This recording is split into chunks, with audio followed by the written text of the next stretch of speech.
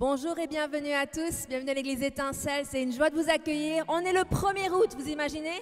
Déjà dans le 8e mois de l'année, ça avance vite, mais il se passe de bonnes choses et nous sommes reconnaissants du fait qu'on peut continuer de s'assembler et tant qu'on peut le faire, on va le faire, n'est-ce pas? Mais merci à chacun de porter bien le masque comme il faut, de garder les distanciations et on est super content d'avoir les enfants avec nous pour la célébration famille aujourd'hui. Ouais, merci aux enfants. Merci aussi aux animateurs, à Lias et à Chloé qui vont nous aider avec eux. Mais on va tout d'abord élever le nom du Seigneur. Bienvenue à vous qui nous rejoignez en ligne, que ce soit en direct ou en replay. C'est toujours une joie de connecter avec vous. Et on va élever le nom du Seigneur avec Sylvain et l'équipe. Donc levez-vous, s'il vous plaît, et on va chanter les louanges au Seigneur. Père Céleste, je te remercie pour la grâce que c'est de pouvoir rentrer dans ta présence sans sentiment de culpabilité ni sentiment de honte, grâce au sacrifice de Jésus. Merci Père, parce qu'en Jésus, nous pouvons nous approcher de toi avec hardiesse. Nous pouvons te connaître personnellement, nous pouvons avoir une relation personnelle avec toi. Et Père, je prie que chaque personne qui est ici ou qui nous regarde ait un temps favorable, un temps de douceur avec toi dans ta présence. Merci pour ce que tu vas faire. Merci pour le message qui va être apporté, pour les différentes animations. Et Père, je te remercie parce que tu reçois toute la gloire et toute l'adoration dans le nom de Jésus. Amen. Amen. Bonjour à tous. Nous allons prendre ce chant qui dit « Mon Rédempteur vit. Je sais qu'il m'a secouru, son sang m'a lavé de mes fautes. » Amen.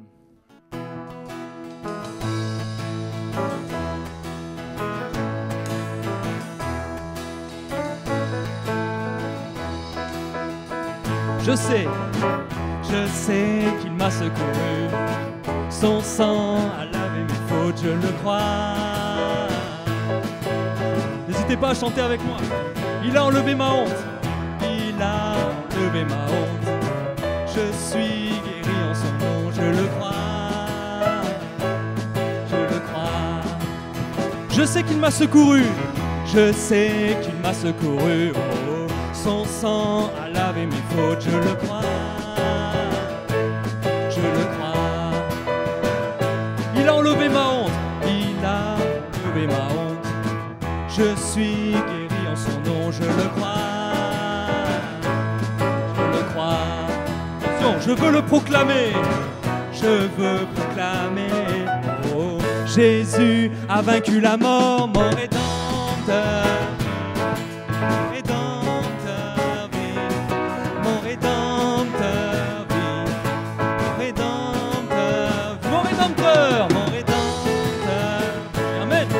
Qui me rachète, il vit.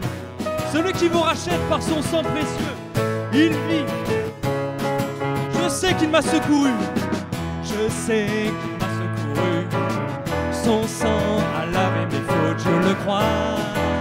Proclamez-le. Il a enlevé ma honte. Il a enlevé ma honte. Je suis guéri en son nom, je le crois. Proclame, je veux le proclamer, je veux proclamer. Jésus a vaincu ma honte. Mon Rédempteur, mon Rédempteur, mon Rédempteur. Proclame encore, mon Rédempteur, mon Rédempteur.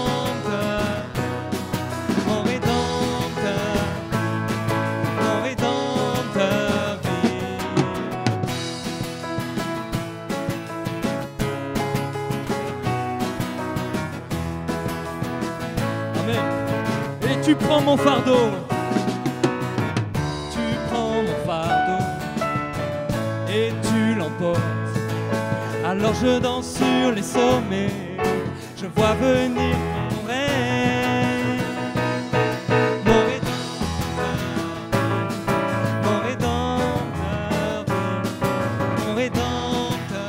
vit, mon Rédempteur. Proclame encore, mon Rédempteur vit.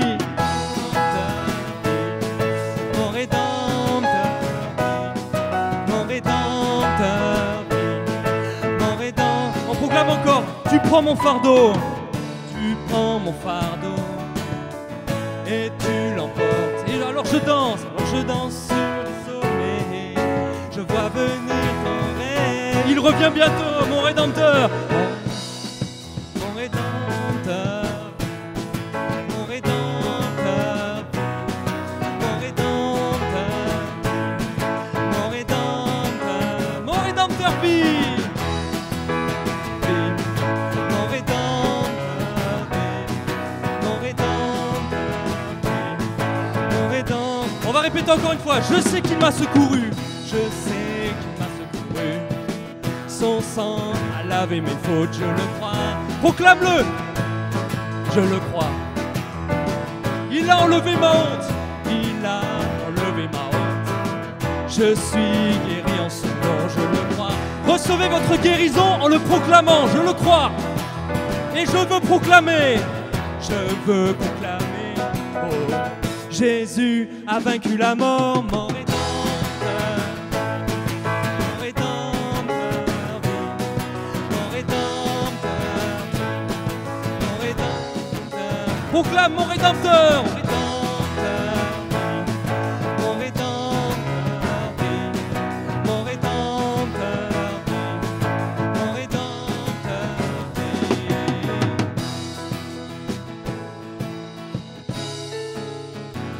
Amen, amen, amen, amen. Seigneur, nous voulons te louer ce matin. Nous voulons te dire à quel point tu es précieux, Seigneur, pour nous. Nous voulons élever ton saint nom ce matin. Nous voulons, Seigneur, faire monter, Seigneur, devant ton trône, Seigneur, des louanges. Nous voulons faire monter un parfum de louanges, Seigneur Dieu. Seigneur.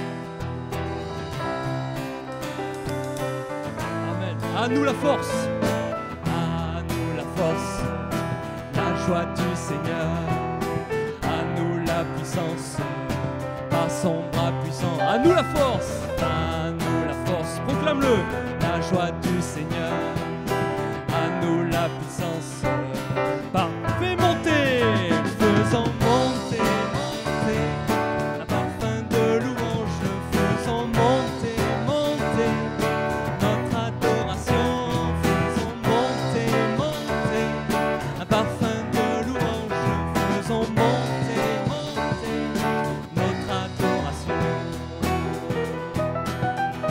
Amen. Revêtu de force, tu es entouré de gloire. Amen. Assis sur le trône, à la droite du Père, revêtu de force, tu es entouré de gloire. Assis sur le trône, amen.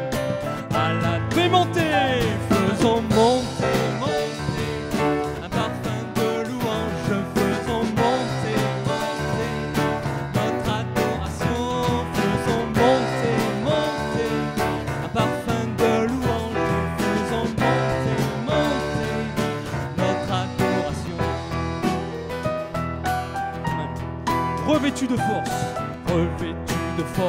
tu es entouré. On parle du Seigneur Jésus, assis sur le trône, à la droite du Père, revêtu de force, tu es entouré de gloire, assis sur le trône, à la droite, fais monter, faisons monter, un parfum de louange, faisons monter, notre ado, fais monter, faisons monter, un parfum de louange, faisons monter, fais monter vers ton roi, faisons monter, un parfum de louange, faisons monter, notre adoration, faisons monter, un parfum de louange, faisons monter, notre adoration. On va reprendre, à nous la force, la joie du Seigneur, à nous la puissance, par son bras puissant, à nous la force, la joie du Seigneur, à nous la puissance, par son bras puissant, faisons monter, un parfum de louange,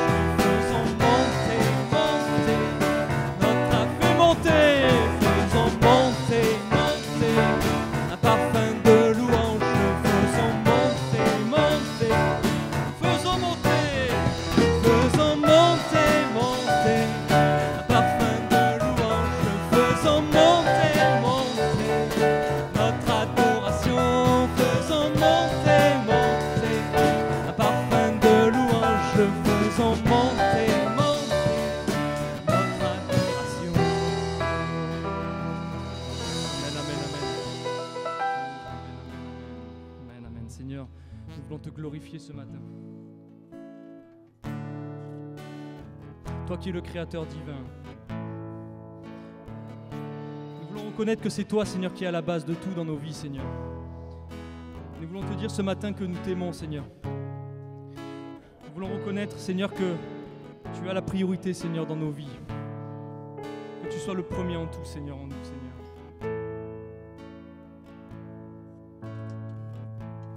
Nous te glorifions, Créateur divin, Dieu tout-puissant. Nous chantons ton nom, béni sois-tu, Seigneur.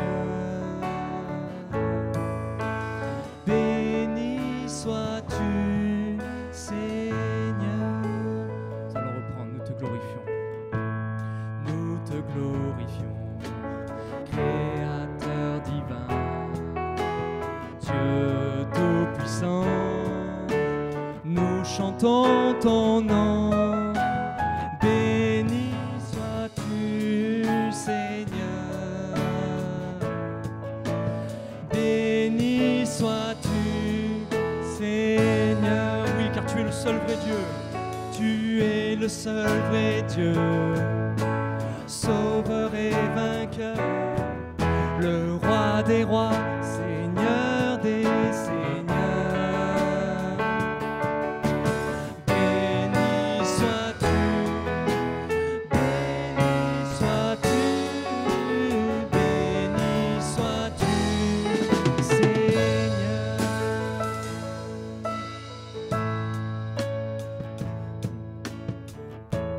Nous te glorifions, Créateur divin, proclame-le. Dieu tout-puissant, nous chantons ton nom de tout ton cœur. Béni sois-tu, Seigneur. Béni sois-tu, Seigneur. Proclame-le. Tu es le seul vrai Dieu. Tu es le seul vrai Dieu. Sauveur et vainqueur, le roi des rois, Seigneur des seigneurs. Béni sois-tu, béni sois-tu, béni sois-tu, Seigneur. Oh, béni sois-tu. Béni sois-tu, béni sois-tu, béni sois-tu, Seigneur.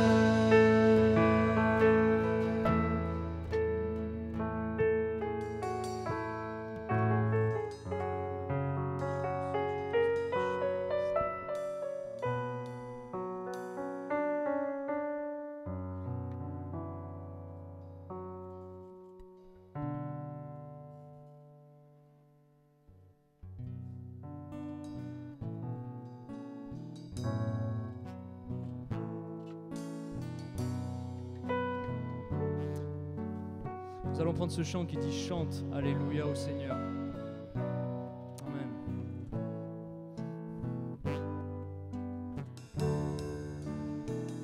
N'hésitez pas à élever vos voix, élevez vos mains pour le louer. Amen. Chante, Alléluia au Seigneur. Chante, Alléluia au Seigneur. Chante Alléluia, chante Alléluia, chante Alléluia au Seigneur. Amen. Jésus est roi de son Église. Jésus est roi de son Église. Amen. Jésus est roi de son Église. Jésus est roi.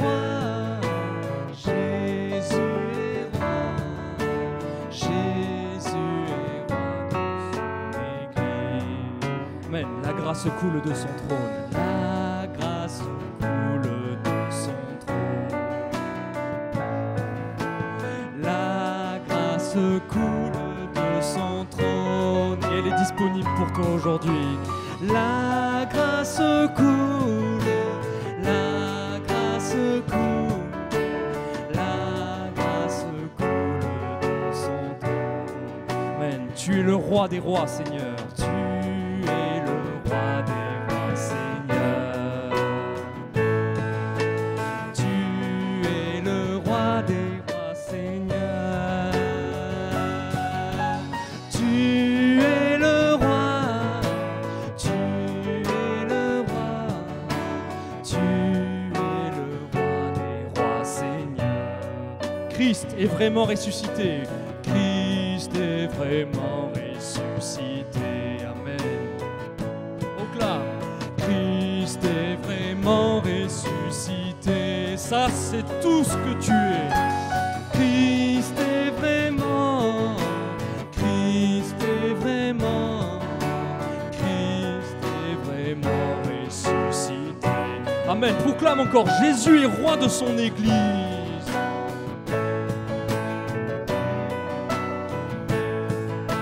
Jésus est roi de son Église. Amen, amen. Règne en nous, Seigneur. Jésus est roi. Jésus est roi. Jésus est roi de son Église. Amen. La grâce coule de son trône. La grâce coule de son trône. La grâce coule de son trône. La grâce coule, la grâce coule, la grâce coule de son trône. Proclame encore, tout ton Christ est vraiment ressuscité. Amen, amen. Christ est vraiment ressuscité. Christ est vraiment et il est vivant. Amen. Christ est vraiment. Christ est vraiment. Merci Seigneur pour ta présence parmi nous ce matin. Seigneur, viens nous remplir de ta présence, de ton Saint-Esprit. Chante, chante Alléluia au Seigneur. Chante Alléluia au Seigneur. Chante Alléluia au Seigneur. Amen. Chante. Chante Alléluia. Chante Alléluia. Chante Alléluia au Seigneur.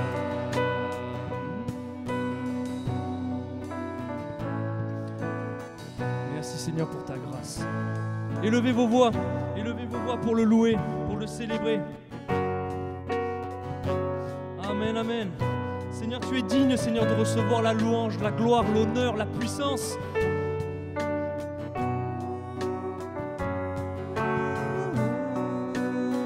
Tu es digne, Jésus. Merci, Seigneur, pour ta présence parmi nous, Seigneur. Viens nous remplir. Seigneur, viens nous relever, Seigneur. Père Seigneur, tu vois, Seigneur, ceux qui sont fatigués, Seigneur. Ceux qui sont chargés, Père éternel. Seigneur, ceux qui sont découragés, Père éternel. Tu vois, Seigneur, nous vivons des moments qui ne sont pas faciles, Père éternel. Mais Seigneur, nous avons cette espérance, nous avons cette grâce de te connaître, Seigneur mon Dieu. Nous avons cette grâce, Seigneur, de pouvoir, Seigneur, te prier. De savoir, Seigneur, que tu es, Seigneur, à nos côtés, Seigneur, tous les jours. Comme tu l'as promis dans ta parole, Seigneur. Merci, Seigneur. Reçois l'adoration. Alléluia. Oh, Dieu est bon. Que c'est bon de savoir que c'est Jésus qui bâtit son Église. Amen. Et que les portes et séjours des morts ne prévaudront point contre elle. Et dans le monde entier, aujourd'hui, les gens sont en train de se rassembler pour élever le nom du Seigneur, pour glorifier son saint nom. Amen. Nous ne sommes pas juste une poignée de personnes, nous sommes une multitude de croyants, de disciples qui élèvent le nom de Jésus. Et peu importe ce qu'on entend dans les nouvelles, peu importe les différentes informations qui viennent, parce qu'on le sent, c'est comme une femme, la terre est comme une femme qui a des contractions avec les inondations, les feux, les tempêtes de sable, et toutes ces différentes choses qui se passent. En plus du Covid, la terre, elle est en contraction, mais nous connaissons la fin de l'histoire. Nous savons que Jésus va revenir, qu'il va rétablir son royaume sur la terre, et qu'on va régner avec lui et on va passer l'éternité avec lui. Et notre responsabilité maintenant, plus que de polémiquer sur tel ou tel sujet, c'est d'annoncer l'évangile. C'est de prêcher la grâce du Seigneur Jésus-Christ, de prêcher la miséricorde de Dieu envers chaque personne et que chaque personne puisse rencontrer le Seigneur personnellement. C'est pour ça qu'on est encore ici, parce qu'on a encore un monde à gagner. Amen. Et c'est tellement une joie de vous voir et d'être connecté avec vous si vous êtes en ligne. Mais nous avons cette joie de pouvoir se rassembler et c'est une joie et c'est une grâce. Donc Seigneur, je te remercie. Merci Père, parce que nous connaissons la fin de l'histoire. Merci Père, parce que tu nous as laissé ta parole écrite, qui est pour nous une lampe pour notre sentier, pour qu'on puisse voir ce qui est à venir, qui illumine le sentier devant nous. Et Père, je te remercie que l'on reste fidèle à ta parole, qu'on reste fidèle à être conduit par l'Esprit de Dieu, qu'on reste fidèle à faire ce que nous sommes censés faire pour avancer le royaume de Dieu, pour que de plus en plus de personnes puissent te rencontrer personnellement, que notre vie soit un témoignage, que notre vie soit un témoignage dans la vie des gens qui peut-être ne liront peut-être pas la Bible comme cela, mais qu'on puisse témoigner de la bonté de l'Éternel, de la miséricorde de l'Éternel, de la protection de l'Éternel sur nos vies. Et Père, je prie pour tous ceux qui sont en déplacement ou qui sont en contact avec beaucoup de personnes. Je prie vraiment la protection sur leur corps. Je prie pour la guérison divine pour ceux qui en ont besoin dans leur corps, ceux qui sont attaqués en ce moment. Nous prions pour eux et nous proclamons qu'ils sont libres et qu'ils sont en bonne santé. Merci Père Céleste, que tu agis puissamment dans leur corps, là où ils sont. Et qu'ils soient restaurés dans le nom tout-puissant de Jésus. Amen. Amen. Vous pouvez vous asseoir. J'ai quelques petites annonces, mais pendant que je fais les annonces, les enfants, peut-être vous pouvez prendre vos chaises et venir vous installer ici devant avec vos chaises. Vous pouvez faire ça? Parce qu'il y a une animation dans quelques instants pour vous. Donc pour le mois d'août, c'est un programme allégé, mais nous maintenons nos célébrations du dimanche matin, d'accord? Donc nous maintenons tous les dimanches matins. Tout va bien. Nous maintenons le dimanche matin, mais le mardi soir, pour l'instant, c'est en pause et nous reprendrons au mois de septembre. Ensuite, les life groups sont aussi en pause, mais vos communautés de disciples, si vous voulez vous retrouver, vous êtes bien entendu les libres de le faire. Les communautés de disciples, c'est justement quand vous voulez, où vous voulez, à combien de temps vous voulez. Moi, je sais que j'ai eu un de mes binômes cette semaine. C'est vraiment un temps béni. Et on peut partager aussi des choses avant qu'on parte en vacances pour qu'on ait des sujets de prière, pour prier ensemble. Aussi, hier, on a terminé le séminaire du fil à plomb divin. C'était un temps fantastique. Ça va être remis en place dans le deuxième semestre. D'accord? Parce qu'il y en a beaucoup qui ont dit « Ah, mais je ne pouvais pas être là ». Parlez-en avec ceux qui étaient là. Il y en a pas mal qui étaient là hier. Vous pouvez lever la main ceux qui étaient là hier? Ça vous a béni? Amen. Et je crois que ça va faire des travaux en profondeur. Et justement, vous encourage. C'est des choses qui sont ressorties, ou des choses, et vous avez besoin d'en parler. Déjà, parlez-en avec vos binômes, vos trinômes. Et puis après, si vous avez besoin de conseil pastoral, nous sommes à disposition. On prend des vacances en alternance avec Pasteur Peter et Sherilyn. Comme ça, eux, ils peuvent partir d'abord, puis après, nous, on part. Donc, il y a toujours des pasteurs qui sont dans les parages, d'accord? Parce qu'on continue, la vie de l'Église continue, et on continue avec nos 2 célébrations pendant le mois d'août. Et je vais inviter Pasteur Sherilyn à venir faire une animation pour les enfants. Vous êtes prêts, les enfants? Eden, tu viens aussi? Comme ça, tu verras mieux. Nous sommes tellement contents d'avoir Marielle et Nadir de retour de la Suisse. Et pour ceux qui ne le savent pas, vous le verrez en sortant, mais Marielle attend aussi un bébé, un petit garçon. Donc Eden va avoir un petit frère et il faut qu'elle soit sage, donc on l'a installé le fauteuil pour la femme enceinte. Alors, bonjour tout le monde et bienvenue. Alors, ce matin, j'en ai une histoire que vous connaissez très bien et c'est Jésus qui a raconté cette histoire. Et devant vous, c'est quoi ça? C'est une maison, ce n'est pas une voiture, mais c'est une maison. Et Jésus, il raconte une histoire d'une maison. Il raconte une histoire être et faire. Il y a une grande différence. Et on va vous donner une petite démonstration de ce que Jésus il dit. Et juste avant, vous trouvez cette histoire, c'est pour les enfants qui sont grands, en Matthieu 7. En Matthieu 7. Mais avant que vous mettez sur l'écran, j'aimerais lire justement quelque chose de notre version avant que vous mettez sur l'écran. Et en Matthieu 7, 13, il dit « Ne cherchez pas de raccourci vers Dieu. Le monde est indonné des formules infaillibles pour une vie réussie qui peut être pratiquée pendant votre temps libre.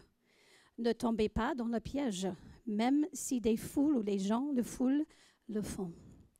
Le chemin de la vie vers Dieu est vigoureux et demande une attention totale. C'est-à-dire que c'est beaucoup de travail. Et ça, c'était plutôt pour les adultes avant que je parle avec vous, hein, parce que nous sommes tous ensemble, il faut. Et puis Matthieu 7, 24 dit ceci, et c'est Jésus qui parle. Il dit, « Ces mots que je vous dis ne sont pas des ajouts accessoires à votre vie, des améliorations de votre propreté ou votre niveau de vie. Ce sont des mots fondamentaux, des mots sur lesquels construire une vie. Si vous intégrez ces mots dans votre vie, vous êtes comme un menuisier intelligent qui a construit sa maison sur le roc solide. Et la pluie est tombée, et la rivière a été inondée, et une tornade a frappé, mais rien n'a bousculé cette maison. Il était fixé sur le rocher. Et on va voir l'autre. Donc, il y a deux sortes de personnes. Voilà, donc il y a l'homme, un sage, et il y a un homme qui est pas sage, il est insensé. Et je vais vous montrer une démonstration. Alors voilà, un homme qui se disait, moi, je veux une belle maison, c'est ce qu'il me faut. Alors, qu'est-ce qu'il a fait? Il commence à construire sa maison sur le sable. Il voulait faire vite et beau. Il voulait une belle apparence. Il voulait que ça soit stylé. Il voulait que ça soit vite fait parce qu'il veut profiter au maximum de sa maison. Alors, il est venu et il a eu un grou et tout ça. Il a construit sa sable comme ça, vite fait, parce qu'il voulait vraiment profiter. Mais l'homme sage, il a construit sa maison sur le roc. C'est une fondation. Et qu'est-ce qu'il a fait? Oh, ça a demandé beaucoup de travaux. Il avait amené toutes sortes de machines de construction pour faire sa maison. Vous allez voir. Hein? Et je veux remercier mon petit-fils Harvey d'avoir prêté ses jouets. Harvey, il joue avec ça à la plage. Alors voilà, donc il creuse. Et il a la sueur, et il travaille. Et l'homme ici, sur la sable, il rigole, il dit, vous donnez tant de peine pour faire cette maison-là. Vous allez finir quand cette maison? Ça va vous prendre toute votre vie de finir cette maison sur le rocher. Et il commence à rigoler de cet homme qui bâtit sa maison sur le rocher, sur le roc. Et lui, il est là, le monsieur, il construit vite fait avec le grou, la fondation de sa maison. C'était bon marché. Hein. Il a acheté le terrain très simple et puis ça n'a pas coûté beaucoup d'argent. Donc il a dit, c'est super comme ça, je peux mettre une belle demeure sur cette sable. Et tout le monde va penser que je suis riche, que je suis le plus beau, le plus merveilleux. Et alors il a construit sa maison sur la sable. Et puis l'homme qui est sage, il a pris la peine, il a pris beaucoup de temps, il a travaillé dur, il s'investit dans tout pour que sa maison soit bien bâtie et tout. Ils ont creusé dans le rocher et tout, ils ont amené toutes les personnes. Il a investi pas mal d'argent dans la fondation parce que pour lui, c'était très important. Et puis, l'homme qui a construit sa maison sur la sable dit, j'ai fini bien avant vous, bien avant la saison de la pluie, avant l'hiver. Et il rigole, l'homme qui continue de construire sa maison et tout ça. Et puis finalement, l'homme qui a construit sa maison sur le roc, il a bien fini et il était tranquille. Et c'était juste à temps la saison de la pluie et l'hiver. Et qu'est-ce qui s'est passé? Ben écoutez, avec le soleil, parfois il y a la pluie et la tempête aussi, n'est-ce pas? Et qu'est-ce qui s'est passé? Ben écoutez, l'eau est venue, les torrents sont venus. Et regardez, sur la maison qui est construite sur le rocher, elle tient bien. Mais la maison qui est construite justement sur le sable, petit à petit, elle s'effondrait. Elle n'existe plus. Mais celui qui est sage, il a construit sa maison sur le roc. Et tu sais qui est le roc? Le roc, c'est Jésus. C'est les paroles de Jésus.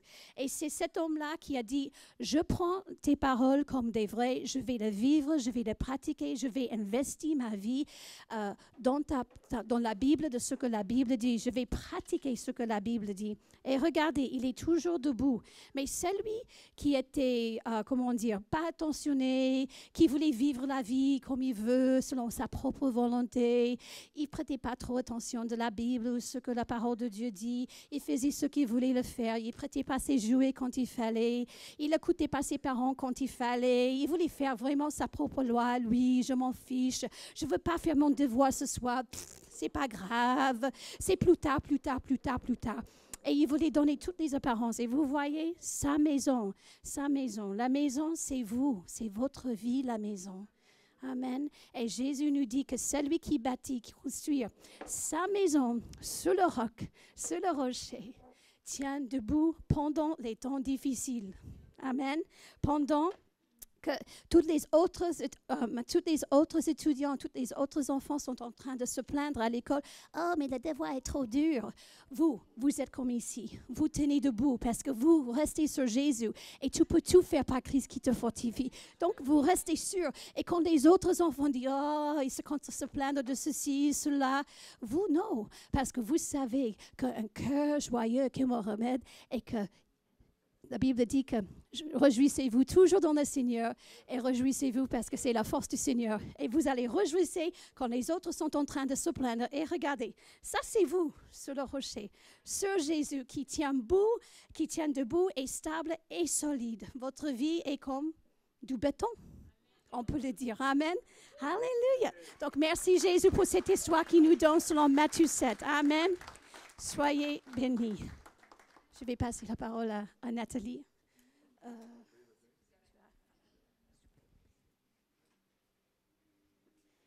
Bonjour à tous. Qui croit que quand l'Esprit de Dieu parle, il parle? Amen. Merci Chériline pour cette présentation et on va couler avec ce que Chériline vient de partager. J'avais préparé aussi une petite animation. Je suis là pour recevoir les dîmes et les offrandes. Comment vous allez ce matin? Amen. Amen. Vous savez, il faut dire « je vais bien ». Oui, je dis le oui de Jésus. Je dis le oui de Dieu. Des fois, on dit « tu vas bien », on dit « oui, oui ». Ça, c'est notre oui, oui à nous. Amen. Mais disons oui, oui, mais le oui de Jésus. Le oui qui a dit oui pour ta santé, oui pour ta prospérité, oui pour ton salut. Dites oui, je tiens dans le oui de Jésus. Amen. Rien à voir avec les dîmes et les offrandes, mais... Ok, alors, j'ai 2 pots là. Qu'est-ce qu'on fait dans les pots? Les enfants, qu'est-ce qu'on fait dans les petits pots comme ça d'habitude? Alors, oui, vas-y ma puce. On peut planter des choses, par exemple des fruits. Ah ouais, on peut planter des fruits. Des navets. On peut planter des navets. Si vous n'y aviez pas pensé, lui, Jérémie, le sait bien. Et je vais vous inviter à tourner dans vos Bibles, en Galates. Et on va regarder ensemble la parole de Dieu et laisser le Saint-Esprit continuer de toucher nos cœurs, de nous parler, de nous révéler sa pensée. Amen, la pensée de Christ. Il y a 2 pensées dans ce monde. Il y a la pensée de Christ, la pensée du monde. Amen. Mais soyons saisis et captés par la pensée de Christ. En Galates chapitre 6 et au verset 7, je vais lire de la version Semeur. Galates chapitre 6, versets 7 à 8 nous dit « Ne vous faites pas d'illusions, Dieu ne se laisse pas traiter avec mépris. » On ne peut pas embrouiller Dieu. On ne peut pas faire à notre sauce et demander après à ce que Dieu vienne agréer ce qu'on a fait à notre sauce. Il nous a laissé sa parole, il nous a laissé ses commandements. Et donc, il ne faut pas se faire d'illusions. Ce que Dieu a dit, il accomplit. Amen. Ce que Dieu a prévu comme loi, il les applique. Et qu'est-ce qu'on peut lire ici? On récolte ce que l'on a semé. Alors, j'ai besoin d'un petit assistant peut-être, un peu plus grand, parce que les enfants, j'ai appelé... Alors, moi, je n'ai pas amené du sable ce matin, j'ai amené de la terre. Perla. Alors, on va mettre de la terre dans ces 2 pots, un petit peu de terre. Et puis, je vais appeler un petit volontaire. Alors là, qu'est-ce que j'ai là? C'est quoi ça? C'est de C'est de la semence, des graines de quoi? Vous reconnaissez? Et là? Des radis. Qui mange des radis ici? Ah oui, hein, c'est bon pour la santé. Hein. Ok, alors, la parole de Dieu nous dit, ce qu'un homme aura semé, il le moissonnera aussi. Ou on récolte ce que l'on sème. Alors, dans un pot, j'ai besoin d'un ou d'une volontaire. Alors, je vais demander, viens. Rappelle-moi ton prénom. Tommaso, voilà. Alors, on va ouvrir. Et tu vas prendre une petite graine. Viens, là, hop. Hop. Ok. Alors, dans un pot, tu vas mettre des graines. Et dans l'autre, on va laisser comme ça. Ce qu'un homme aura semé, il le moissonnera aussi. On récolte ce que l'on sème. Ici, qu'est-ce qu'on a semé? Des radis. Ici, on a semé... Alors, c'est là, qu'est-ce que je vais récolter? Est-ce que là, je vais récolter des pommes? Des fraises? Des navets? Des navets, là? Qu'est-ce que j'ai mis dans cette terre? Rien. Si on met rien, on récolte rien. Là, j'ai mis des radis. Qu'est-ce que je vais récolter là? Des radis. Ah ben voilà. Donc, ce qu'on sème, on le récolte. Et ça, c'est le point numéro 1. Et je vais demander à ma petite assistante, si elle est toujours là, Perla, les enfants, vous allez repartir avec des radis. Et vous allez faire ça à la maison, d'accord? Si vous avez un petit peu de terre et un petit pot, vous allez semer des radis. Tu peux les donner aux enfants. Et vous repartez avec et vous allez faire cette expérience. Vous ne les mangez pas, parce que ce n'est pas bon, il faut les semer. Et donc le point numéro 1, c'est que pour récolter quelque chose, mes amis, il faut semer. Et on va regarder donc ce passage, on continue en Galates 6, versets 7 à 8. L'apôtre Paul, après, il nous dit « Celui qui sème pour satisfaire ses propres désirs d'homme, livré à lui-même, récoltera ce que produit cet homme, c'est-à-dire la corruption. Mais celui qui sème pour l'esprit moissonnera ce que produit l'esprit, la vie éternelle. » Et là, je vais m'adresser au plus grand. Et je vais vous poser une question. Où est positionnée votre mire? Vous savez ce que c'est une mire? Une mire, c'est quelque chose qui est sur un fusil ou sur une arme et qui permet de viser juste. Et vous savez, aujourd'hui, dans l'époque dans laquelle nous sommes, on peut avoir la mire qui ballotte d'un côté, de l'autre. Mais là, l'apôtre Paul, il dit, celui qui sème pour ses propres désirs, pour sa propre vie, qui recherche d'abord son propre intérêt, qu'est-ce qu'il va récolter? La corruption. Ce n'est pas forcément ce qu'on veut. Mais celui qui sème pour l'esprit, celui qui a sa mire sur les choses de Dieu, il va récolter ce que produit l'esprit, c'est la vie éternelle. Et ce matin, je veux juste vous encourager à positionner votre mire pendant ce temps de dîmer d'offrande et à dire, Seigneur, je veux mettre ma mire sur les réalités invisibles, mais qui sont éternelles. Vous savez, j'ai médité dernièrement sur ça. Je me dis, le temps qu'on est ici, c'est un temps qui est court comparé à l'éternité. Mais pourtant, aujourd'hui, on met la cible sur, oh là là, aujourd'hui, il faut que tu puisses continuer à faire ça, il faut que tu puisses continuer à faire ça, et puis les loisirs, et puis l'activité. Est-ce que c'est les réalités éternelles dont on est en train de parler dans ce monde? Pas forcément, parce que nous sommes, comme l'a dit Rebecca, ambassadeurs pour Christ. Nous sommes là pour dire au monde qu'il y a une réalité éternelle. Et je veux vous inviter rapidement en Jean chapitre 12. Vous savez, Jésus, il a dit ces mêmes choses. Il a dit, amassez-vous des trésors dans le ciel et pas sur la terre. Ça ne veut pas dire qu'il faut tous qu'on soit dans une tente avec un réchaud à gaz et qu'on vive. Non, mais c'est qu'est-ce que tu cibles? Est-ce que tu cibles tes propres désirs, ta propre vie, ton propre bien-être, ton propre confort qui va passer? Ou est-ce que tu dis non, ma cible, ma mire, elle est sur les réalités éternelles? Et vous savez, Jésus, sa cible, elle était sur les réalités éternelles. Elle était sur une multitude, sur un peuple nombreux, sur des enfants en nombre. Et qu'est-ce qu'il a fait? Il a été cette graine semée qui est morte pour produire du fruit en abondance. Amen. Et quand vous donnez vos dîmes et vos offrandes, entre autres, mais toute votre vie, elle peut être à l'exemple de Jésus. C'est-à-dire, je ne considère pas mon propre intérêt, je ne considère pas mon propre confort, mais je veux cibler ce qui sera éternellement valable. Amen, au travers de ma vie ici sur terre. Et dernier petit passage pour la route, Jean chapitre 12. Les enfants, vous avez tous eu vos petites graines, alors vous allez faire cette expérience avec papa et maman. Ou papa ou maman, hein, en fonction de qui jardine ou pas.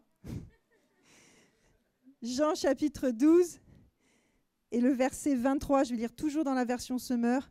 L'apôtre Paul aussi nous dit ça. Il nous dit « Affectionnez-vous aux choses d'en haut et non pas à celles qui sont sur la terre ». Vous pouvez lire au travers de la Bible et vous allez voir que ce qui anime ces hommes et ces femmes de Dieu, c'est les réalités éternelles.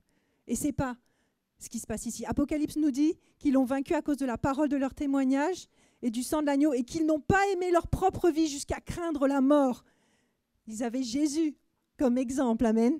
Et là, on lit, donc c'est Jésus leur dit, « L'heure est venue où le Fils de Dieu va entrer dans sa gloire. » Waouh, on peut imaginer que d'un coup, la lumière de Dieu va jaillir, ça va être la gloire de Dieu.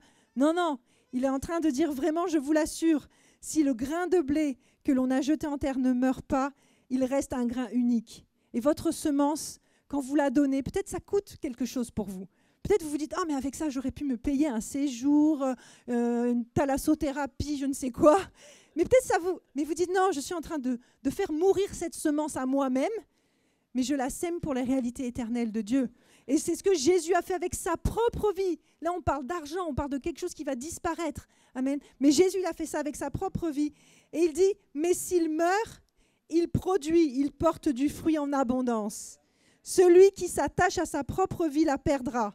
Mais celui qui fait peu de cas de sa vie en ce monde la gardera pour la vie éternelle. » Amen. Alors mes amis, je vous encourage à continuer, à persévérer, à investir dans les réalités du royaume de Dieu, en étant fidèles dans vos dîmes et vos offrandes, mais en persévérant, comme on l'a entendu, dans la prière, dans la lecture de la parole, même si ça vous coûte du temps. Ah oui, mais il y a une série Netflix ce soir, c'est pas grave, mets ça de côté peut-être pour un moment, ou non, mais je pourrais aller manger une glace avec mes amis, c'est pas grave. Si tu perds un peu de ta vie, c'est pour la gagner dans l'éternité. Amen. Alors mes amis, tenez bon dans la foi, assurez-vous que vous êtes établis dans la parole de Dieu et continuons ensemble d'avancer pour sa gloire. Amen. Parce qu'elle est manifeste en Jésus-Christ. Si vous voulez donner ce matin, vous pouvez le faire avec 2 enveloppes. Une enveloppe colorée pour les dons et une enveloppe beaucoup plus blanche pour vos dîmes et vos offrandes. Et vous pouvez préciser sur l'enveloppe de dons la destination. Amen. Mais levons les yeux et regardons à la vie éternelle et que notre mire soit bien positionnée. Je vous invite pendant ce temps de dîmes et d'offrandes. Si vous voulez libeller un chèque, vous pouvez le faire au nom de Église Étincelle. C'est rien, c'est la langue qui n'est pas tout à fait encore bien programmée. Et sinon, vous avez toutes les indications pour donner aussi par virement, etc. Tout ça, ça s'affiche sur vos écrans si vous êtes en distance. Mais Seigneur, vraiment, c'est un moment de joie d'être ensemble avec les frères et les sœurs ce matin. Mais c'est aussi un moment où nous voulons laisser ta parole et ce que nous avons entendu avec Pasteur Chériline, Seigneur, pendant ce temps de dîmes et d'offrandes, venir nous aider à faire les ajustements, les réglages, à nous encourager, à nous relever, à nous aider, Seigneur, à continuer à garder le bon cap, Seigneur. Ce cap qui est fixé sur toi, ce cap qui est fixé sur les réalités éternelles. Et je te remercie, Seigneur, parce que cette semence, nous le croyons, produit du fruit, Seigneur. Elle produit du fruit pour ton royaume, elle produit du fruit pour l'annonce de l'Évangile. Mais nous nous présentons aussi, Seigneur, devant toi ce matin, comme cette semence, Seigneur, comme ce grain de blé, Seigneur. Et nous disons, oui, Seigneur, nous ne voulons pas juste regarder à nos intérêts, regarder à notre vie personnelle, mais nous sommes prêts à semer cette vie aussi pour ton royaume, Seigneur, à semer de notre temps, à semer de nos paroles, de nos attitudes envers ceux qui ne te connaissent pas encore, Seigneur, pour qu'ils puissent entrer eux aussi et faire partie de la grande famille, dans la grande famille que Jésus a ouvert, pour qui Jésus a ouvert la porte. Dans le nom précieux de ton Fils Jésus, nous prions et nous te rendons gloire, Seigneur. Parce que les choses qui ne sont pas visibles, ce sont celles qui sont éternelles, Seigneur. Et même si vous ne voyez pas ce matin l'issue dans votre situation, sachez que Dieu, lui, la voit et que si vous gardez votre main attachée à celle de Jésus, vous allez traverser cette situation victorieux. Ce n'est pas parce que vous ne voyez pas qu'il n'y a pas la solution. Jésus est la solution. Merci, Seigneur. Merci, Père. Soyez bénis et encouragés ce matin et poursuivons dans ce temps de louange et d'adoration. Amen.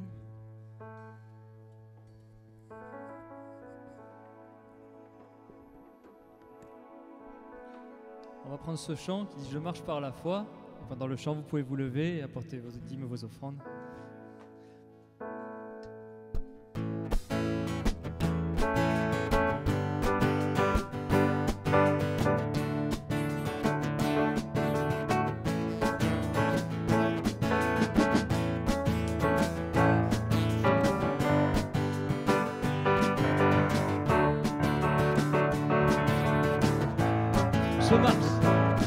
Je marche par la foi, chaque pas par la foi, pour vivre par la foi, je me confie en toi.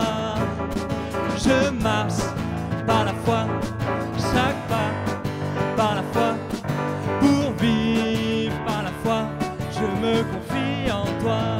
Chacun de mes pas, chacun de mes pas est un pas de foi.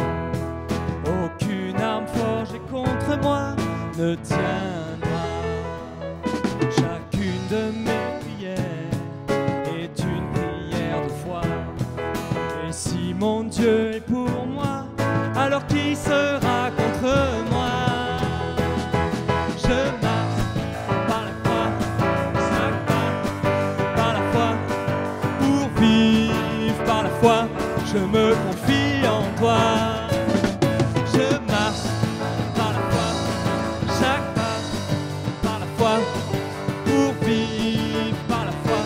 Je me confie en... Proclame chacun de mes pas. Chacun de mes pas est un pas de foi.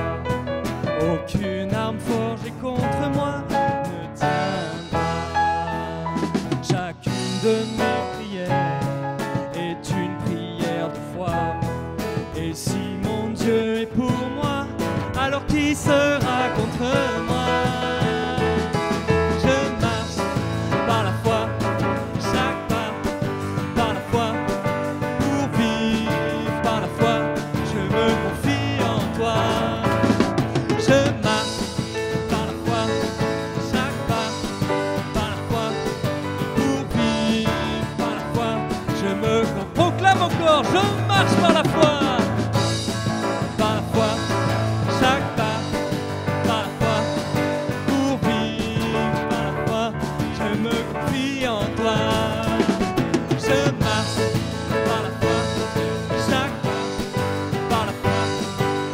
vivre par la foi, je me confie en toi.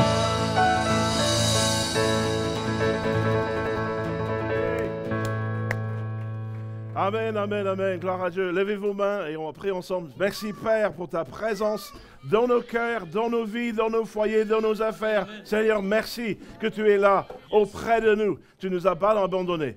Tu es là avec nous tous les jours jusqu'à la fin du monde. Et tout le monde a dit Amen, amen. C'est une célébration en famille. Donc si vous êtes en famille, tournez vers vos bien-aimés et vous leur donnez un très, très grand câlin. Hein? Allez-y, allez-y, montrez votre affection les uns pour les autres. Si vous n'êtes pas en famille, vous pouvez donner un bon coup de poigne, n'est-ce pas, à ceux qui vous entourent. Mais nous sommes la famille de Dieu, le corps de Christ, réunis pour aller mieux. Alléluia. Amen, amen, amen. C'est bon de vous voir. Vous pouvez vous asseoir. Prenez vos Bibles, nous allons regarder la parole de Dieu. Je suis le pasteur Peter Madon, ravi de vous servir ici ce matin et nous allons jeter nos regards dans la parole de Dieu. Pasteur Philippe a fait une série qui m'a beaucoup stimulé, que sa volonté soit faite. Et dès les premières paroles de la première célébration, j'étais secoué dans mon cœur et il y avait plein d'autres choses qui sont venues et je me suis dit, ah ben c'est bien, il prêche sur un thème extraordinaire et j'espère qu'il ne va pas dire ceci parce que j'ai envie de le dire. Alors ce matin, je continue un peu dans la même veine, mais vu de notre angle. Et nous allons parler de la volonté de Dieu, le gouvernail de notre trajet. Amen, amen. Oh, gloire à Dieu. Et que l'onction de Dieu, la présence de Dieu puisse vous toucher et vous bénir. Moi, je cherche à ce que l'Église entière aille bien. N'est-ce pas? Il n'y a pas des gens qui vont à 100 $ et d'autres qui traînent et qui rament et disent « Ah ben, on n'est jamais béni, je ne comprends pas. » Non, mais ça je n'accepte pas.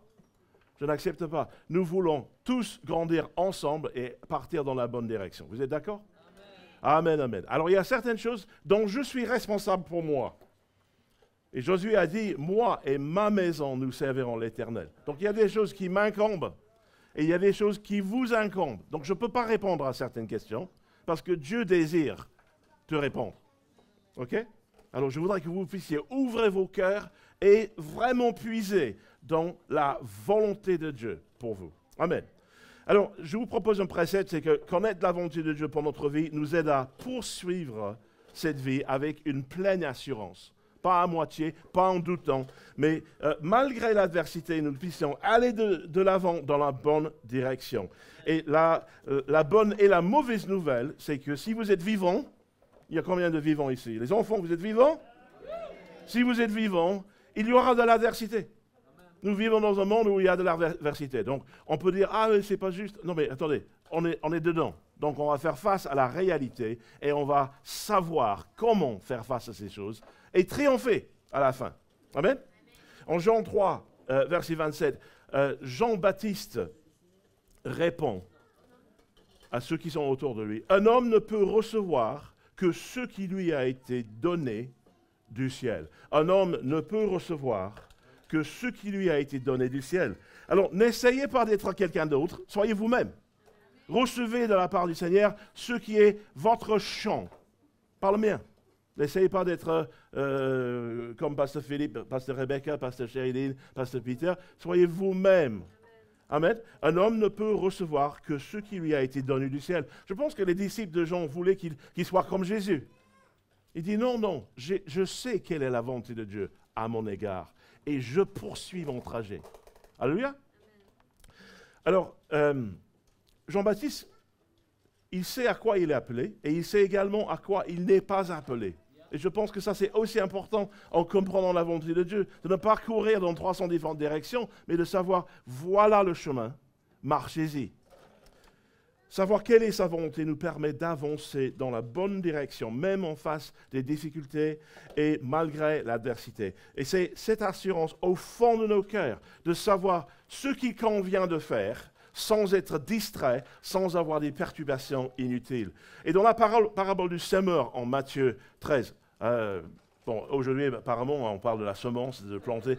En Matthieu 13, verset 20, Jésus parle du semeur qui sème la semence dans les endroits pierreux. Attention, écoutez attentivement. Celui qui a reçu la semence dans les endroits pierreux, c'est celui qui entend la parole et la reçoit aussitôt avec joie. Donc tout va bien. Mais il n'a pas de racine en lui-même, il manque de quoi? De persistance. Et dès que survient une tribulation ou une persécution à cause de la parole, il y trouve une occasion de chute. Et nous ne voulons pas être de ceux qui, à la première difficulté, jettent l'éponge en disant « Bah écoute, ce n'était pas ce que Dieu voulait, je me suis trompé, n'est-ce pas ?» Et tourner en rond. Non, au contraire. Mais là, il y a une question de type de personne qui reçoit la parole avec joie. C'est une bonne chose. Mais il n'a pas de racine en lui-même. Et connaître la volonté de Dieu, du Seigneur, à notre égard, nous donne cette racine. Ça nous donne la racine. Se connaître ce que Dieu veut nous donne la racine. Et peu importe la terre pierreuse, on va changer la terre autour de nous. Parce que c'est nous qui devons être la bonne terre. Vous êtes d'accord? Amen, amen. Donc, la volonté de Dieu affermit nos pas et nous dirige dans la bonne direction. L'apôtre Paul a dit ceci en 1 Corinthiens chapitre 9. On va regarder les versets 24 à 27. C'est Paul qui parle. Et on va passer beaucoup de temps aujourd'hui en parlant de l'apôtre Paul. Il était vraiment un exemple de celui qui a su suivre la volonté de Dieu. Il dit, ne savez-vous pas que ceux qui courent dans le stade courent tous, mais qu'un seul remporte le prix? Courez de manière à le remporter. Voulez-vous dire ça avec moi? Courez de manière à le remporter. Tous ceux qui combattent s'imposent toute espèce d'abstinence et ils le font pour obtenir une couronne corruptible. Mais nous, faisons-le pour une couronne incorruptible. Moi donc, je cours, non pas comme à l'aventure, c'est-à-dire je ne cours pas dans une direction quelconque sans savoir où je vais. Non, je frappe, non pas comme battant l'air, mais je traite durement mon corps et je le tiens comment? assujetti, de peur d'être moi-même rejeté après avoir prêché aux autres. Paul, il parle d'une certaine discipline, de dire non, je reste avec la volonté de Dieu. Je ne vais pas aller dans 300 différentes directions, mais je reste dans le chemin que Dieu m'a donné. Parce qu'un homme ne peut recevoir que ce qui lui a été donné, attribué par Dieu. Et je voudrais que vous puissiez définir quel est mon champ, et ensuite investir vous-même dedans, avec persistance, avec détermination. Alléluia. Alors, Paul, il parle de toute espèce d'abstinence. Oh là là. Mais on ne veut pas abstenir. On veut maintenant, non? On veut le gâteau au chocolat. On ne veut pas dire non, non, c'est pas bon pour moi. On veut tout ça, tout de suite, maintenant, on veut une gratification immédiate. Ça, c'est un peu le 21e siècle, n'est-ce pas? Tout doit être tout de suite. Et Paul, il dit toute espèce d'abstinence. Je fais attention. Je m'abstiens de certaines choses. Et foncer avec Dieu implique d'abord savoir quel chemin. Et quand tu connais sa volonté pour ta vie, tu es en mesure de combattre ce bon combat de la foi et de triompher. Mais si on ne sait pas à quoi Dieu nous appelle, on n'aura jamais ni le craint, ni la détermination pour aller jusqu'au bout. Mais de savoir qu'on est au plein centre de la volonté de Dieu nous donne une pleine assurance, même quand les choses deviennent fâcheuses et difficiles. Amen. Donc il faut connaître le plan, il faut connaître les projets de Dieu nous concernant, afin d'y marcher fidèlement. Alors je voudrais vous parler de l'arche de l'Alliance. L'arche de l'Alliance contenait les tablettes de la loi. Il y avait la présence de Dieu qui était contenue dans l'arche de l'Alliance. Il y avait les mitzvot, les commandements de Dieu. Alors c'est curieux que dans la nouvelle Alliance, la parole dit qu'il met ses commandements où? Dans nos cœurs. Donc, en quelque sorte, nous sommes un petit peu ceux qui remplacent l'arche de l'Alliance. Ah, mais comment tu peux dire ça? Comment tu oses dire ça? Mais sachez que Paul il dit, ne savez-vous pas que vous êtes le temple du Saint-Esprit et que la puissance de Dieu vit en vous? Amen. Donc, là, il y a question de l'arche de l'Alliance qui est certainement un nombre des choses à venir. L'arche de l'Alliance qui contient la présence de Dieu, la puissance de Dieu, les mitzvot, les commandements que les pères et les mères sont censés inculquer à leurs enfants, n'est-ce pas? C'est-à-dire le plan et le projet de Dieu. Et en 1 Samuel 5, versets 1 à 12, nous voyons que l'arche de l'Éternel a été capturée. Parce que les Philistins savaient que l'arche de l'Alliance représentait la puissance et la présence de Dieu. Ils se sont dit, on va leur faire mal, on prend ce qui est très précieux. Alors, les Philistins prirent l'arche de Dieu et ils la transportèrent d'Ebenezer à Asdod. Après s'être emparés de l'arche de Dieu, les Philistins la firent entrer dans la maison de Dagon, leur Dieu, et la placèrent à côté de Dagon. Le lendemain, des Asdodiens, qui s'étaient levés de bon matin, trouvèrent Dagon étendu là, face contre terre, devant l'arche de l'Éternel. Ils prirent Dagon et le remirent à sa place. Le lendemain encore, s'étant levés de bon matin, ils trouvèrent Dagon entendu là, face contre terre, devant l'arche de l'Éternel, la tête de Dagon, et ses deux mains étaient abattues sur le seuil, et il ne lui restait que le tronc. Et nous voyons que devant la présence de Dieu, tout genou fléchira. Alléluia. Donc, si Dieu est pour nous, qui sera contre nous? Verset 6. La main de l'Éternel s'apaisantit sur les Asdodiens, les Philistins, et il mit la désolation parmi eux. Il les frappa d'hémorroïdes. Ouh là là. À Asdod et dans son territoire. Voyant qu'il en était ainsi, les gens d'Asdod dirent, l'arche de Dieu d'Israël ne restera pas chez nous, car il a pesanti sa main sur nous et sur Dagon, notre Dieu. Et ils firent chercher et assemblèrent auprès d'eux tous les princes des Philistins et lui dirent, que ferons-nous de l'arche de Dieu d'Israël? Les princes répondirent, que l'on transporte à Gath l'arche de Dieu d'Israël, et l'on y transporta l'arche de Dieu d'Israël. Mais après qu'elle eut été transportée, la main de l'Éternel fut sur la ville, et il y eut une très grande consternation. Il frappa les gens de la ville, depuis le petit jusqu'au grand, et ils eurent une éruption d'hémorroïdes. Ouh là là. Vous savez, ailleurs, il dit que Dieu est un feu dévorant. Il ne faut pas tomber entre les mains de Dieu, puissant. Mais nous sommes du bon côté. Donc si Dieu est pour nous, qui sera contre nous? Alors, ils envoyèrent l'arche de Dieu à Écran. Lorsque l'arche de Dieu entre dans les écrans, les Écroniens poussèrent des cris en disant, on a transporté chez nous l'arche de Dieu d'Israël pour nous faire mourir, nous et notre peuple. Donc nous avons Asdod, Gath, Écran. Il y a des princes qui sont au-dessus de ces vrais gens Et ils essaient de passer le ballon en disant, mais finalement, ça ne nous arrange pas. On avait une bonne idée de piquer aux Israélites leur arche, mais finalement, ça fait mal. Hein? Je m'arrête là.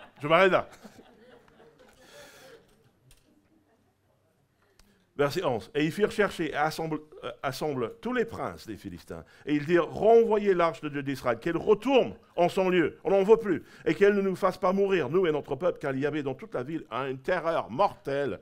La main de Dieu s'y appesantissait fortement. Les gens qui ne mouraient pas étaient frappés d'hémorroïdes, et les cris de la ville montaient jusqu'au ciel. 1 Samuel 6, verset 1. L'arche de l'Éternel fut 7 mois dans le pays des Philistins. Verset 6. Pourquoi endurciriez-vous votre cœur quand les Égyptiens et Pharaon ont endurci leur cœur? Et ils commencent à réfléchir à tous les fléaux qu'ils ont dû subir, n'est-ce pas? N'exercera-t-il pas ces châtiments sur eux et ne laisseront-ils pas alors partir les enfants d'Israël? Maintenant, verset 7. Faites un char tout neuf et prenez 2 vaches qui allaitent, et qui n'aient point porté le joug. Attelez les vaches au char et ramenez à la maison leurs petits qui sont derrière elles. Alors, en fait, ils vont mettre tout du mauvais côté. On prend 2 vaches qui n'ont jamais porté de joug, 2 vaches qui sont en train d'allaiter les petits, et on va les mettre sur un char. Normalement, les vaches, ils vont dire, non, où sont nos petits? On nous les a séquestrés, elles seront très, très fâchées, non? Vous êtes d'accord? Donc, ils mettent tout de mauvais côté. Il dit, vous prendrez l'arche de l'Éternel et vous la mettrez sur le char. Vous placerez à côté d'elle dans un coffre les objets d'or que vous donnez à l'Éternel en offrande pour le péché. Puis vous la renverrez et elle partira. Les enfants, qu'est-ce que vous avez entendu? Vous pouvez faire ça? Vous essayez de faire ce bruit? Ah, le plus fort, je ne vous entends pas. Et voilà, très bien. Bravo. Vous prendrez l'arche et vous le mettrez sur le char. Vous placerez à côté d'elle, dans un coffre, les objets d'or que vous donnerez à l'Éternel en offrande pour le péché. Puis vous la renverrez et elle partira. Suivez-la du regard. Si elle monte par le chemin de sa frontière vers Beth-Shemesh, c'est l'Éternel qui nous a fait ce grand mal. Sinon, nous saurons que ce n'est pas sa main qui nous a frappés, mais que cela nous arrive par hasard. Mais ils savent que c'est parce qu'ils ont piqué les choses de Dieu. Ces gens firent ainsi, ils prirent 2 vaches qui allaitaient et qui les attellèrent au char et ils enfermèrent les petits à la maison. Donc, vous imaginez les mamans qui vont dire, écoutez, bien sûr on va y aller, mais non. Les petits sont là, ils sont pleins de lait, ils sont en train de les allaiter. Verset 12. Regardez ceci, verset 12. Les vaches prirent directement, tout le monde directement. Quoi? Le chemin, directement le chemin. Je vais vous dire une chose, quand vous connaissez la volonté de Dieu, vous allez prendre directement le chemin. Pas partir par 20 ans dans le désert, par 6 mois en train de vous tromper. Au contraire, vous allez prendre directement le chemin. Alors, les vaches prirent directement le chemin de Beth-Shemesh. Elles suivirent toujours la même route en mugissant et elles ne se détournèrent ni à droite ni à gauche. Les princes des Philistins allèrent derrière elles jusqu'à la frontière de Beth-Shemesh. Les habitants de Beth-Shemesh moissonnaient les blés dans la vallée. Ils levèrent les yeux, aperçurent l'arche et se réjouirent en le voyant. Le char arriva dans le champ de Josué de Beth-Shemesh et s'y arrêta. Il y avait là une grande pierre. On fondit le bois du char et l'on offrit les vaches en holocauste à l'Éternel. Les Lévites, les prêtres, descendirent l'arche de l'Éternel et le coffre qui était à côté d'elle et qui contenait des objets d'or. Et ils posèrent tout sur la grande prière. Les gens de Beth-Shemesh offrirent en ce jour les holocaustes et des sacrifices à l'Éternel. Et je voudrais vous parler de 2 vaches, Gwendoline et Marceline. 2 vaches qui ont connu la volonté de Dieu. Elles ont reçu cette bonne semence et ils n'ont pas permis à la terre pierreuse, la difficulté, le fait qu'ils allaitaient, qu'ils avaient laissé derrière elles des enfants à la maison. Non, mais ils avaient tellement compris quelle était la volonté de Dieu qu'en mugissant, ils sont partis directement dans le bon chemin. Et je vais vous dire une chose, qu'il y a une bénédiction de savoir, sans douter, quelle est la volonté de Dieu pour ta vie. Et vous allez pouvoir partir malgré l'adversité. Et ces deux vaches, Gwendoline et Marceline, sont parties en mugissant, cœur tout plein de joie, dans la bonne direction tout de suite, sans poser des questions, sans se détourner ni à gauche ni à droite. Mais il faudrait que ce soit comme nous, n'est-ce pas, dans notre vie, quand nous puissions aussi ne pas nous détourner ni à droite ni à gauche, de savoir que quand Dieu nous appelle, on est oui, amen, me voici à ton service. Alléluia. Et sans compter. Et sans compter. Alors, je dis, oui, Pasteur Peter, je n'ai pas signé pour l'adversité.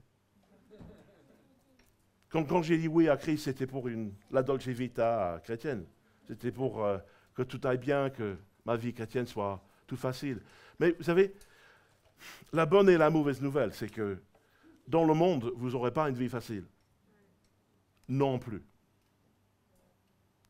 N'est-ce pas? Mais avec Dieu, nous pouvons avoir la certitude de courir dans la bonne direction. Alléluia. Alors, je voudrais vous parler de l'attitude de l'apôtre Paul. Gardez en tête ce qu'on vient de voir. L'attitude de l'apôtre Paul, en Acte 20, verset 24.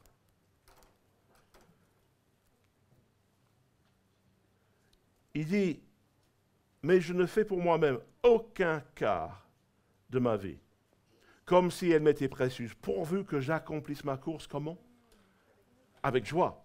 Et le ministère que j'ai reçu du Seigneur Jésus, d'annoncer la bonne nouvelle de la grâce de Dieu. » Je trouve c'est intéressant qu'il dit, en premier, que je vais accomplir ma course.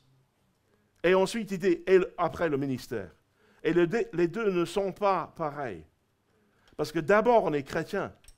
N'est-ce pas? D'abord, on est à Christ. D'abord, on est hommes et femmes donnés au Seigneur. Et après, le ministère. Et je pense des fois, on se trompe parce qu'on met devant nos priorités dans le mauvais sens. Pour certains, ce n'est pas le ministère, c'est ton travail. Tu le prends tellement à cœur que ça prime sur la famille, sur tout le reste. Mais il dit, pourvu que j'accomplisse ma course, comment? Avec joie, et le ministère que j'ai reçu. Acte 21, versets 10 à 14, il dit ceci. « Comme nous étions là, depuis plusieurs jours, un prophète nommé Agabus descendit de la Judée et vint nous trouver. Il prit la ceinture de Paul, se lia les pieds et les mains, et il dit, voici ce que déclare le Saint-Esprit. L'homme à qui appartient cette ceinture, les Juifs le lieront de la même manière à Jérusalem et le livreront entre les mains des païens. » Ben, ce n'est pas très réconfortant, non? Donc, mais quelqu'un qui est dans une terre pierreuse, il va trouver une occasion de chute. Il dit, ah d'accord, bon, Dieu a parlé, je m'abstiens, je m'enlève, je ne vais pas y aller, c'est trop dangereux. Et Paul, il dit ceci, verset 13. Alors il répondit, que faites-vous? En pleurant et en me brisant le cœur. Je suis prêt non seulement à être lié, mais encore à mourir à Jérusalem pour le nom du Seigneur Jésus. Comme il ne se laissait pas persuader, nous n'insistons pas et nous dîmes que la volonté du Seigneur se fasse. Donc, Paul, il savait déjà que devant lui, il y avait de l'adversité. Mais il ne permettrait jamais à cette adversité de l'arrêter dans ses traces en disant « je suis une terre pierreuse, donc tribulation, persécution, donc je m'abstiens, ce n'est pas la volonté de Dieu. » Vous savez, la volonté de Dieu ne va pas s'accomplir, je pense, comme ça. Ça va demander quand même une détermination de notre part. Et Jésus, il dit ceci, j'ai pensé à ça ce matin, Matthieu 16, verset 21, donc ce n'est pas dans le PowerPoint, mais vous pouvez y tourner, Matthieu 16, verset 21, il dit, dès lors, Jésus commençant à faire connaître à ses disciples qu'il fallait qu'il allât à Jérusalem, qu'il souffrait beaucoup de la part des anciens, des principaux sacrificateurs et des scribes, qu'il fut mis à mort et qu'il ressuscita le troisième jour. Pierre, l'ayant pris à part, se mit à le reprendre et dit, « À Dieu ne plaise, Seigneur, cela ne t'arrivera pas. » Mais Jésus se retournant dit à Pierre, « Ah, t'as raison, oui. Ouais, compte tenu de tous les faits, je vais rester, on va repartir à Nazareth, ce sera plus calme, on va passer du temps, on va se séquestrer, personne ne va nous trouver, tout ira bien. » Puis, Jésus lui dit quoi? À Pierre, son homme du bras droit. Qu'est-ce qu'il dit? Arrière de moi, Satan. C'est quand même fort, non? Arrière de moi, Satan. Tu mais en scandale, car tes pensées ne sont pas les pensées de Dieu, mais celles des hommes. Alors, loin de nous la sentimentalité qui nous empêche de faire ce que Dieu nous demande, n'est-ce pas? Ces deux vaches, Gwendoline et Marceline, n'avaient pas de sentimentalité. Ah, nos petits, ils ont besoin de nous. Ils ont non, mais Dieu nous a donné l'honneur et la grâce de le servir. N'est-ce pas? Paul qui dit, pourvu que j'accomplisse ma course. Il dit, mais arrêtez de me briser le cœur. Bon, vous avez prophétisé et c'est juste, et je le sais. Mais ce n'est pas ça qui va m'arrêter d'aller jusqu'au bout avec Dieu. J'espère que vous êtes jusqu'au boutiste. Hein? Amen, amen, amen. Gloire à Dieu. On continue. Paul, il parle de sa vie en 2 Corinthiens, chapitre 11. Et il dit des choses qu'il a dû subir. Il dit, dans le verset 23,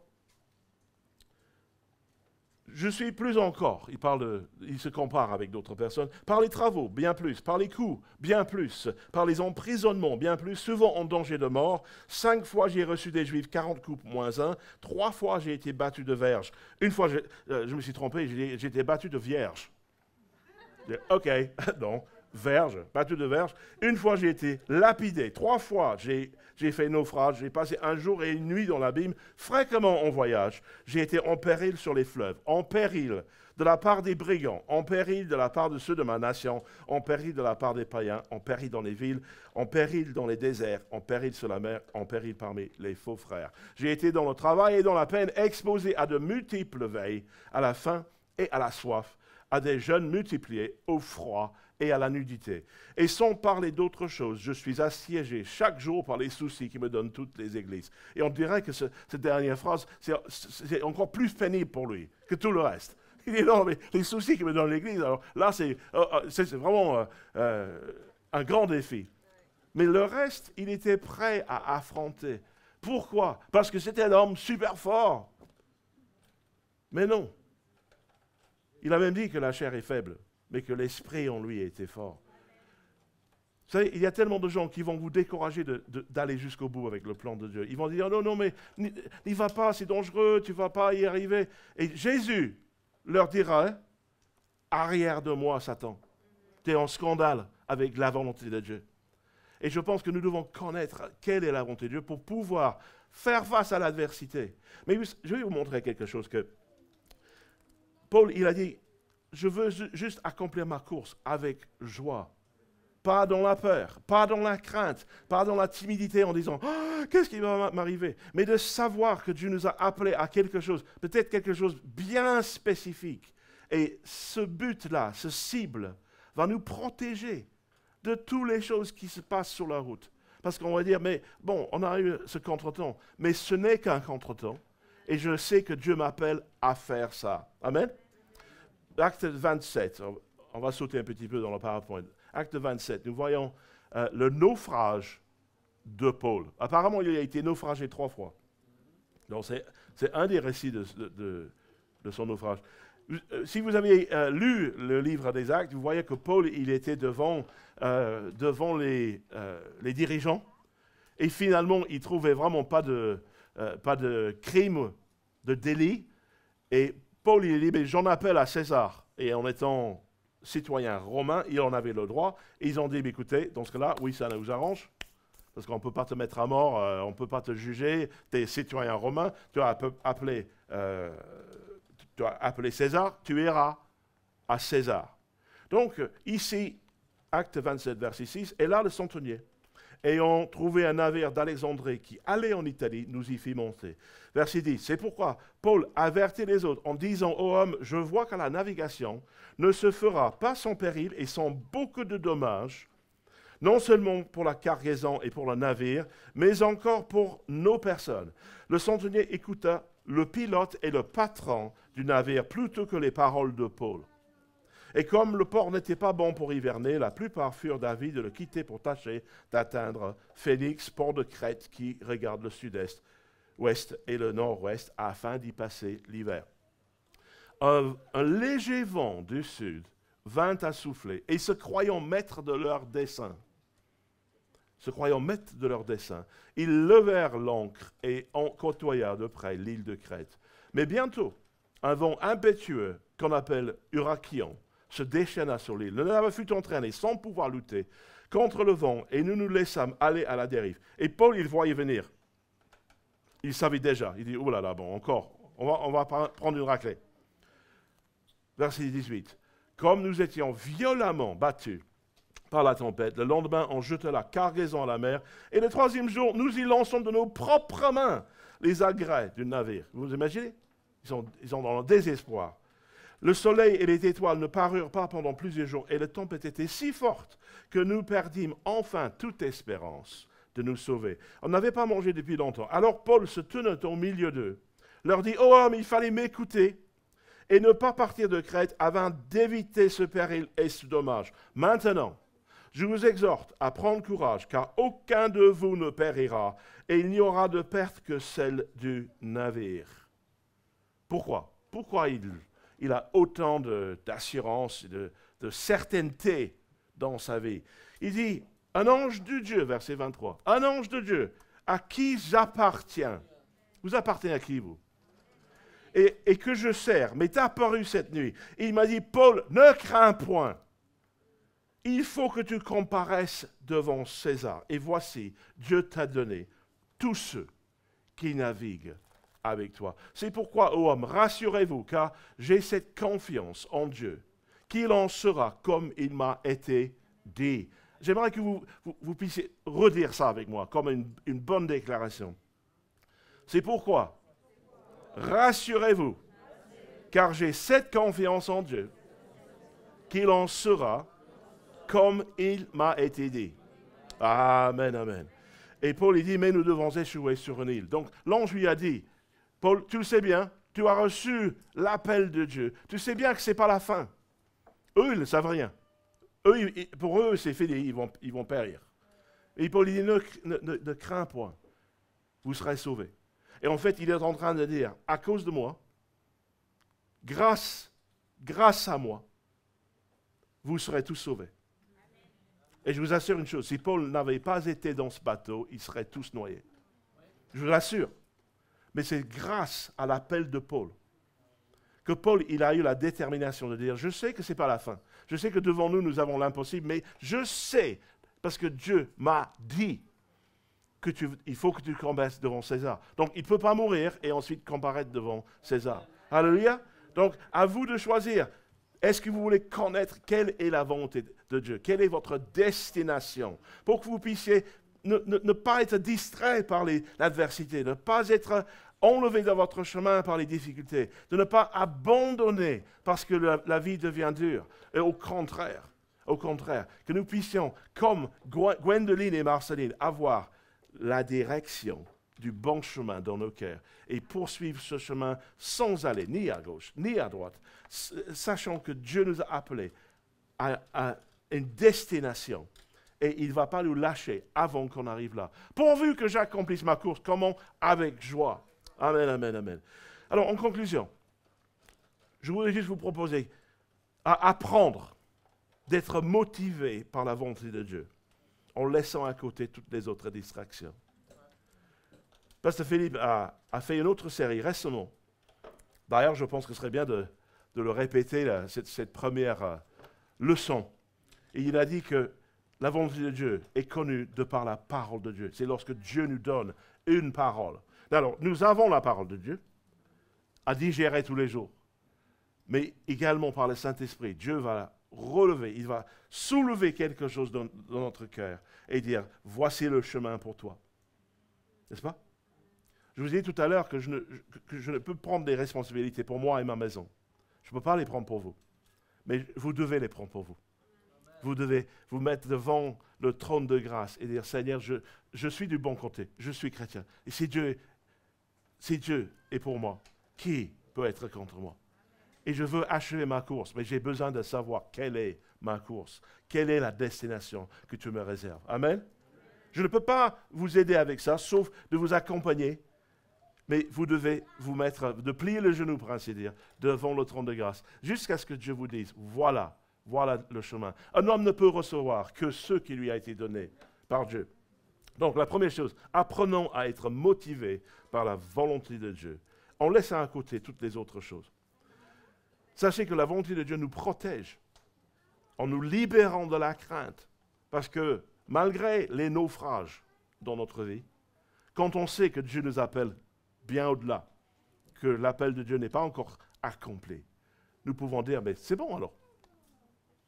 Cette chose ne va pas me faire arrêter dans mes traces. Je ne suis pas dans une terre pierreuse. Au contraire, ma terre est bonne. Ma terre est bonne. Et ce n'est pas à la première difficulté que je vais abandonner le chemin de Dieu. La troisième chose, c'est de pouvoir accomplir ce que Dieu désire dans nos vies et de savoir que ça va nous satisfaire. On aura de la joie à faire ce que Dieu nous donne à faire. Dieu ne nous demande pas de faire des choses qui vont nous rendre tristes et démunis. Au contraire, Dieu nous équipe. Et on pourra la faire dans la joie. Et j'aimerais vous dire, n'ayez pas peur de l'adversité. Des fois, nous sommes tellement dans la crainte qu'on fait attention tout le temps, on est dans la peur. Ce n'est pas une bonne attitude. Hein? C'est le contraire. Je suis un lion. Je me lève et je sais que je vais accomplir le plan de Dieu. Et peut-être la phase la plus importante pour chacun de vous ce matin, c'est cherchons à connaître quelle est la volonté de Dieu pour notre vie. Dieu a promis que lorsque nous cherchons sa face, qu'il lui, il est fidèle à nous révéler sa présence, si nous cherchons de tout notre cœur. Voilà, gloire à Dieu, gloire à Dieu. Je vous demande de vous lever. J'ai cette conviction que Dieu travaille, il œuvre dans les familles et que votre destinée n'est pas disloquée de votre famille, mais au contraire, que nous marchons, je pense, dans la même direction, d'un même pas. Donc réfléchissez à cela.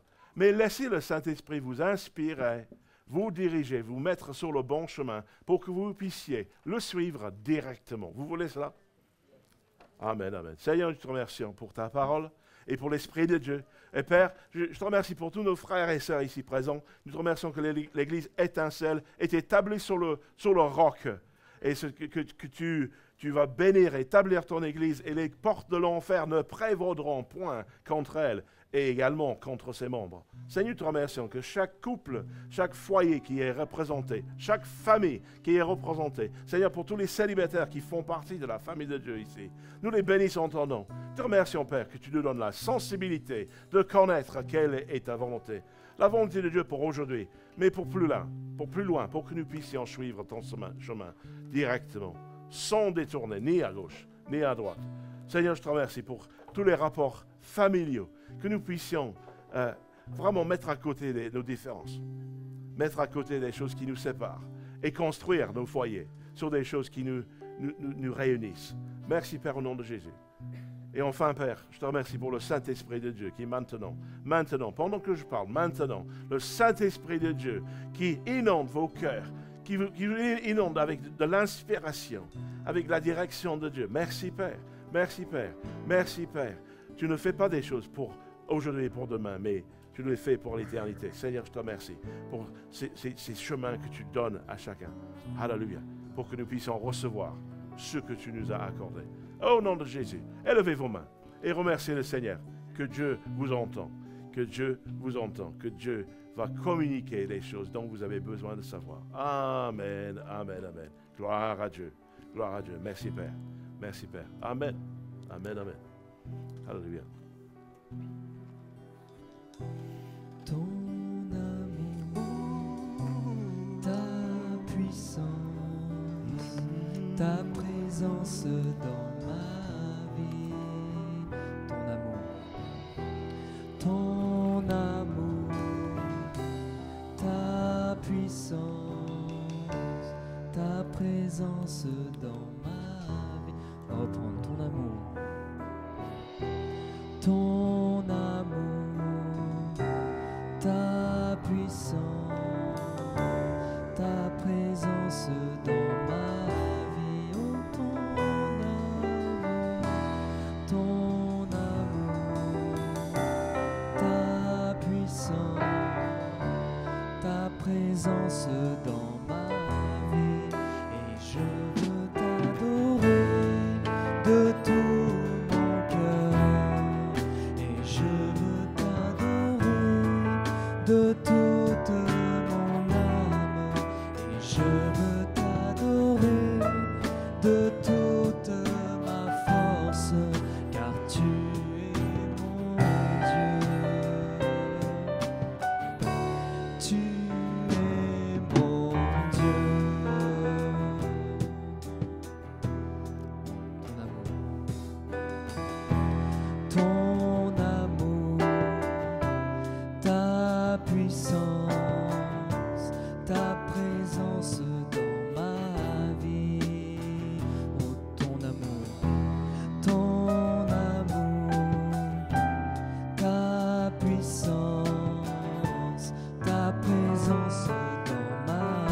je veux t'adorer de tout mon cœur. Et je veux t'adorer de toute mon âme. Et je veux t'adorer de toute ma force, car tu es mon Dieu. Tu es mon Dieu.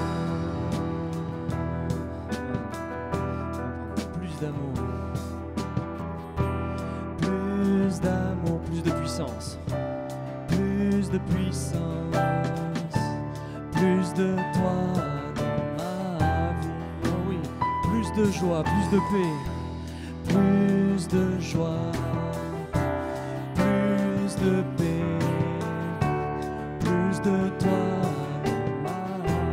Oh oui, plus de fruits de l'esprit, plus de fruits de l'esprit, plus de toi dans ma vie. Amen. Et je veux t'adorer de tout mon cœur. Et je veux t'adorer de toute mon âme. Et je veux t'adorer de toute ma force, car tu es mon Dieu. Tu es mon Dieu. Amen. Ton amour, ta puissance. Ton amour, ta puissance, ta présence dans ma vie. Oh oui, proclame-le, ton amour, ta puissance, ta présence dans ma vie. Je veux t'adorer de tout mon cœur. Dites-lui. Et je veux t'adorer de toute mon âme. Et je veux t'adorer de toute ma force, car tu es mon Dieu. Tu es mon Dieu, car tu es mon Dieu. Tu es mon Dieu. Pendant ce dernier chant, j'ai reçu quelque chose de très clair dans mon cœur. Là où il y a la volonté de Dieu, une voie s'ouvre devant toi. La volonté de Dieu, c'était qu'ils sortent d'Égypte. La mer Rouge s'est ouverte, une voie s'est ouverte devant eux. La volonté de Dieu, c'était qu'ils entrent dans la terre promise. Le Jourdain s'est ouvert. Et peut-être tu sens des obstacles, tu sens des choses qui sont sur ta route. Mais sache que là, au moment où tu es dans la volonté de Dieu, la voie s'ouvrira devant toi. Et c'est ce que je veux déclarer sur cette congrégation. Que l'on rentre parfaitement dans la volonté de Dieu individuellement et aussi en tant qu'Église. Et là où nous serons dans la volonté de Dieu et là où nous sommes dans la volonté de Dieu, la voie VOI s'ouvrira devant nous. Un passage, un chemin sera frayé devant nous. Savez-vous que la volonté de Dieu, c'est que nos péchés soient pardonnés et que l'on soit réconcilié avec Dieu? Savez-vous qu'une voie a été ouverte parce que Jésus-Christ a donné sa vie? Parce que là où il y a la volonté de Dieu, une voie s'ouvre devant nous. Qui aimerait avoir ses péchés pardonnés ce matin? Qui aimerait être réconcilié avec Dieu ce matin? Qui aimerait recevoir la vie éternelle ce matin? J'aimerais vous dire que c'est la volonté de Dieu pour vous et qu'une voie a été ouverte en Christ Jésus lorsqu'il a été pendu en bois. Alors si c'est votre désir ce matin de recevoir le pardon de vos péchés, la vie éternelle, la réconciliation avec Dieu, sachez qu'un chemin a été ouvert devant vous, le voile s'est déchiré et le Saint des Saints est accessible. Qui veut avoir accès au Père par le seul chemin, Jésus-Christ, le chemin, la vérité et la vie, alors que nous avons tous les yeux fermés? Vous le faites pour Dieu, vous ne le faites pas pour moi. Levez vos mains. là où vous êtes. Si vous voulez accéder au Père par le chemin Jésus-Christ qui a été ouvert. Prions ensemble. Là où il y a la volonté de Dieu, il y a une voie. Je comprends que ta volonté pour ma vie, c'est d'être pardonné de mes péchés, de ne pas être jugé pour mes péchés, mais de recevoir la réconciliation avec Dieu et la vie éternelle. Alors je suis ce chemin qui a été ouvert pour moi. Je confesse mon besoin. Je confesse mon problème d'être pécheur. Et je confesse la solution qui est Jésus-Christ, le Fils de Dieu, qui s'est donné, qui est mort pour moi sur la croix pour que je puisse retrouver le chemin vers le Père. Dans le nom de Jésus. Amen. Nous avons de la documentation pour celles et ceux qui souhaitent démarrer à la suite de Jésus. Nous aimerions vous offrir une brochure, une Bible. Si vous voulez rester en contact avec cette église, vous pouvez en nous laissant simplement une adresse email ou un numéro de téléphone si vous le souhaitez. Donc, programme allégé à partir d'aujourd'hui. Pas de réunion publique mardi, mais tous les dimanches sont ouverts à 9h30 et 11h30. Et si vous croisez un Suisse comme moi, souhaitez-lui une bonne fête nationale, parce que c'est la fête nationale des Suisses aujourd'hui. Donc, bonne semaine. Et puis, un bel été si vous partez. Et nous déclarons le psaume 121, 7 et 8, que vous soyez bénis à votre départ et que vous soyez bénis à votre arrivée. Un bon dimanche et à très bientôt. Est-ce qu'on peut remercier tous les serviteurs et les servantes de ce matin?